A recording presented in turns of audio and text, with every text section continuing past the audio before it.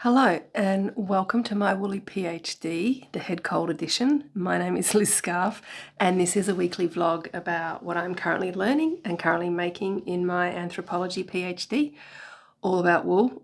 Now you can find a brief overview of the whole project on the introductory video, and I'll just focus on this week. And I do have some very exciting news to share later.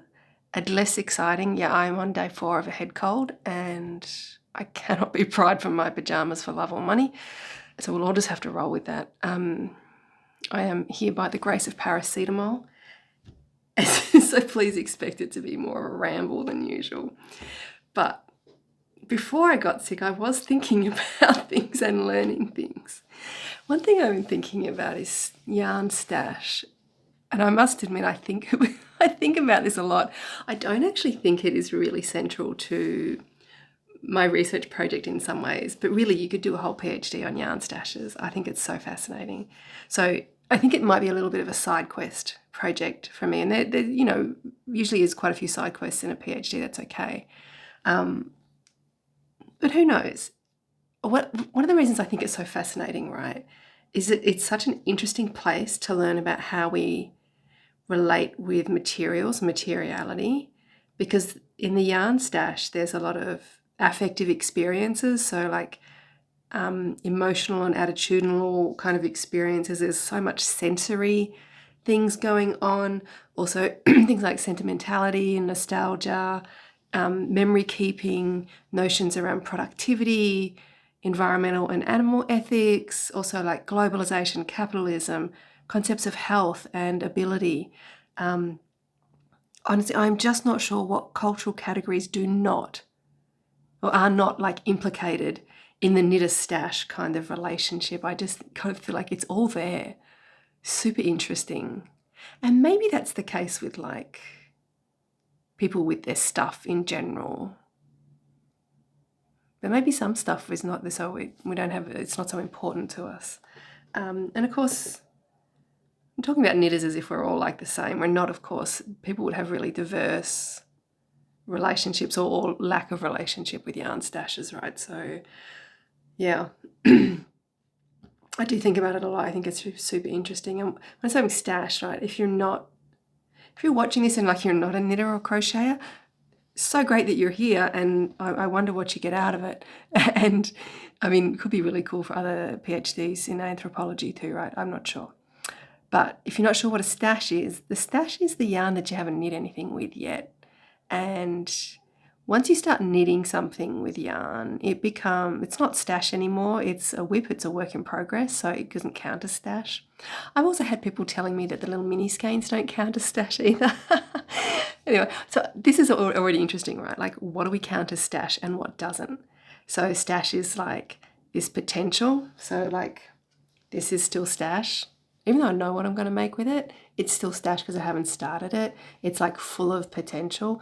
Once it's being made, it's transitioned into like a different identity, right? It's now work in progress, not stash. Like, so we changed the name of it.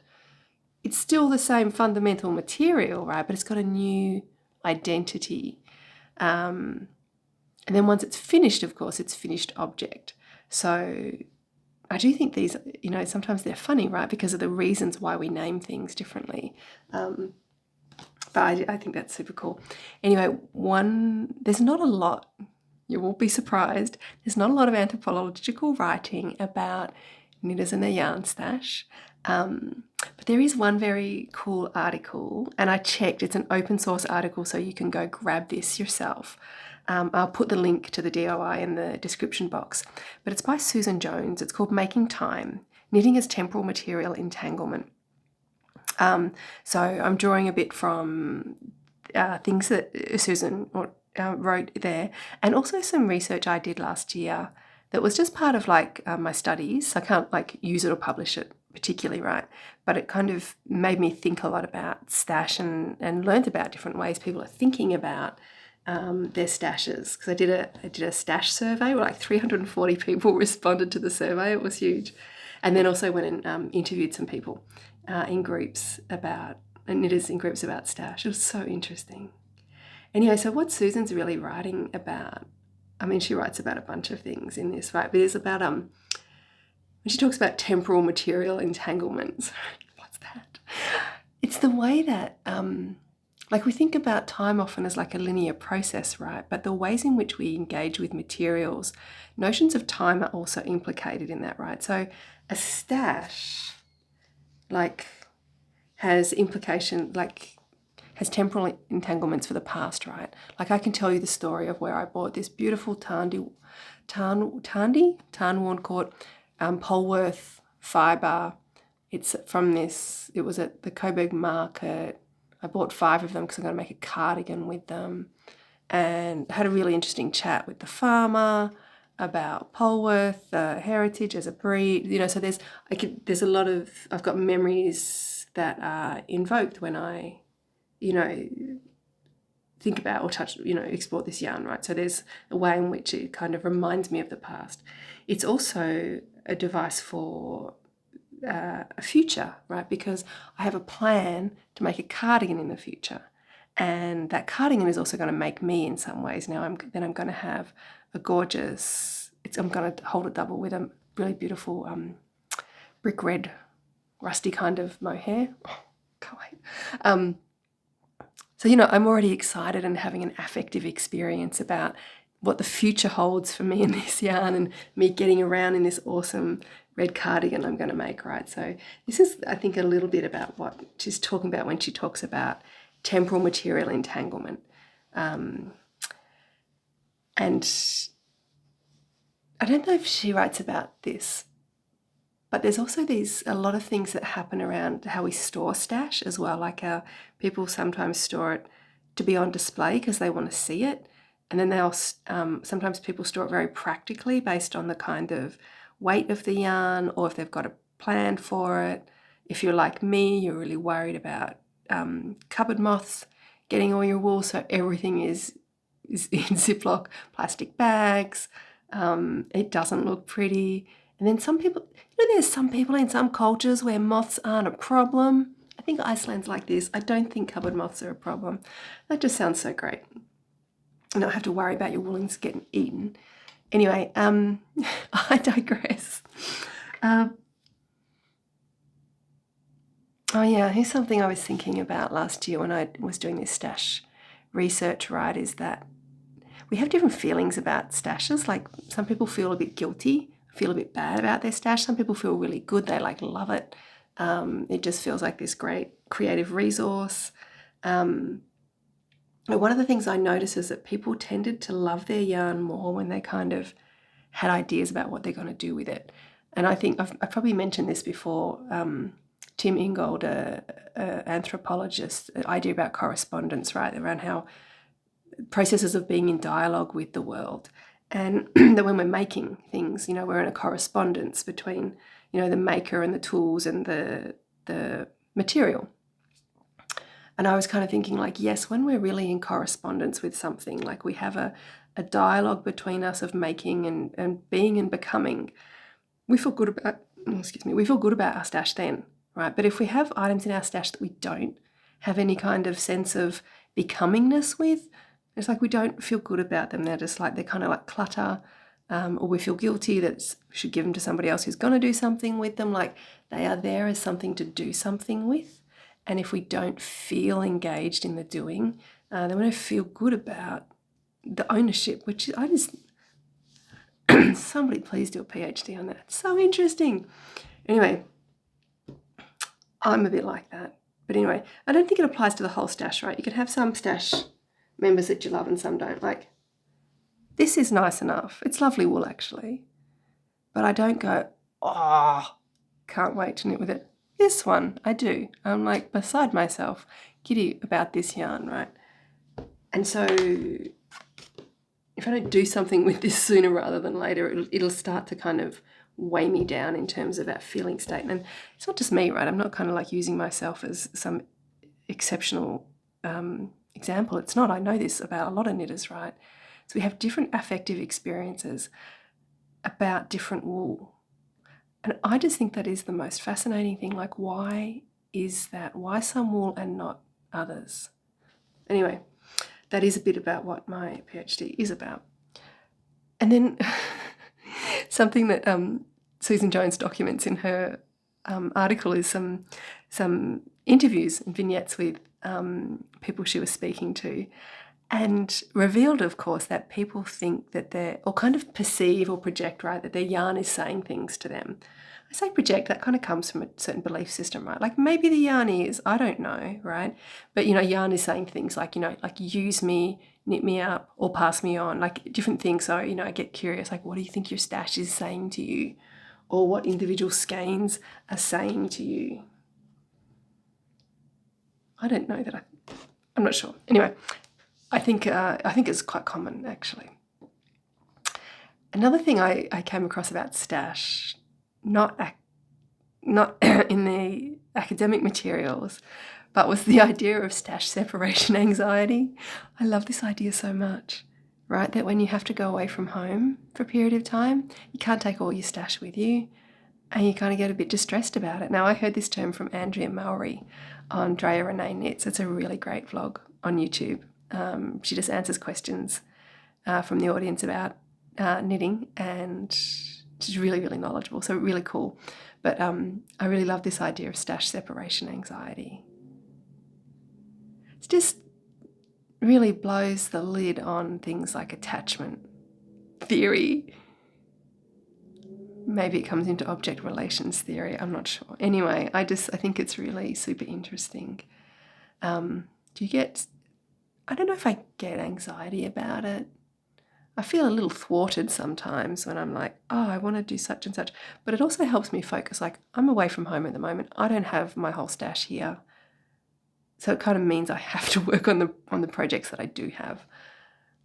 And I think that's kind of probably a good thing. So there's no kind of casting on new projects at the moment. Anyway, another angle, right, is how do we bring yarn into our stash?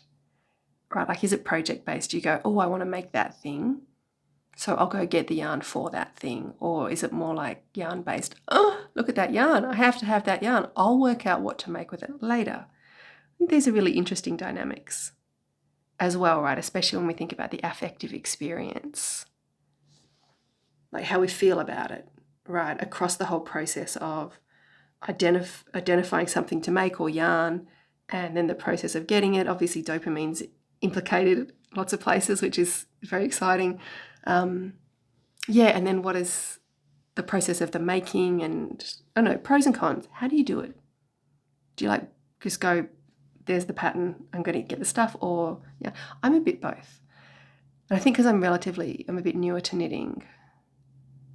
Well, it's not just that I'm newer. I think, partly it's learning and partly it's just taste changing over time, right? You can get things in your stash that you just loved at one point, then later you don't. But I'm not particularly happy with such a yarn-based emphasis on sort of how am I deciding or not deciding. Partly I think the decision kind of gets taken away from me if I just buy yarn, because then I've got to find a project for it. And so I think I've ended up making things I don't really love, and I only really want to be making things I really love. It takes a lot of time to make things, so I really want to enjoy it. This also makes me think a lot about stash, and I'm not sure if I think I have brought it up here before. Jane Bennett's thinking about the process or experience of enchantment, right? Where we just kind of, again, have some kind of transcendent affective experience. It changes our cognitive state. It's an altered state of consciousness. These moments of being in love with yarn or feeling the world's a good place and full of gifts because of, you're hanging out with yarn. I feel a bit like that about this one. This is a beautiful black wattle dye. Oh, I just love the colours on this. So lovely. But I actually don't have here the yarn that makes me swoon the most at the moment. This one's pretty close. This one, not much.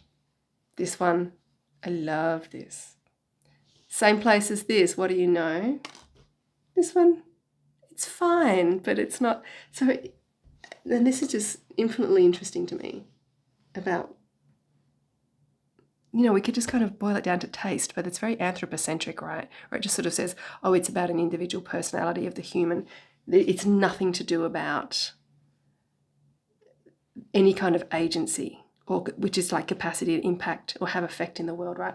Nothing to do with this. So that's a bit about what my research is on too, right? Is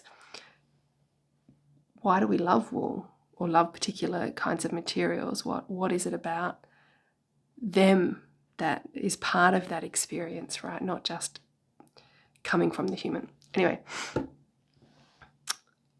back on track. I said it was going to be a ramble. Let's hope it's like over at the head cold by next week. So anyway, I decided to change how I say change, experiment, right, with doing it differently. So I went through, this is a great thing about being sick, things that you aren't really a priority, you can prioritize or you can do. So I went through all the patterns I've sort of saved on Instagram and things like that and worked out what is it I really, really, really want to make the most, and picked it out.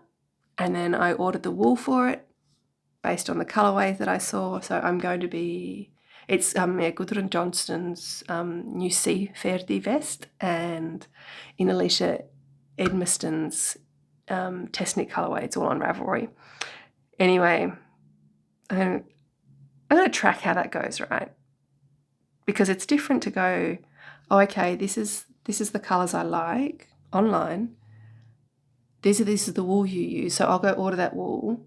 Very different to going, oh, I'm going to the Bendigo Sheep Show. I'm going to buy some wool and, chatting with the dyers or the growers and, different experience in terms of the purchasing experience. So I'm going to kind of track it over time about how does the affective experience of knitting like this, so picking the project, so it's interesting. Anyway, here's some exciting news before I go into making, which is what I've been making, which is actually also exciting. I've nearly finished something. So I was awarded a small grant from the Australian Anthropological Society to buy a small lapel microphone so I can continue this vlog while I'm on field work. So the current microphone I use, right, it's actually too big to take and it's a bit restrictive in terms of distance and directionality. So I thought a lapel mic would be great. And anyway, the Australian Anthropological Society has an annual grant called the Engage Fund. It's for projects that get anthropology kind of out into the community. And I thought, why not apply? I'm already doing that. I don't need a lot. I just need to get this mic right. Anyway, I got the grant and lovely feedback, including how cool it is that viewers of the channel are accessing anthropological literature that I'm talking about. So I do feel like it's a collective effort, a collective win. Thanks for being here and for your own passion for learning. It's really cool. So that was really fun news this week. What have I been making? Okay, again, right? The upside of being too sick to think, but not too sick to knit. It's like that happy zone. I think a lot of knitters and crocheters can relate. There's like the right amount of sick that kind of gets you off work, but you can still kind of knit between naps. I have finished the body of my hand knit. Oh, the lighting is so bad you can't see it. This is the shape of it. It's a vest. I'll bring it in closer so, obviously. Okay, next week I'll be wearing this, I think. Anyway, I finished it. I've done the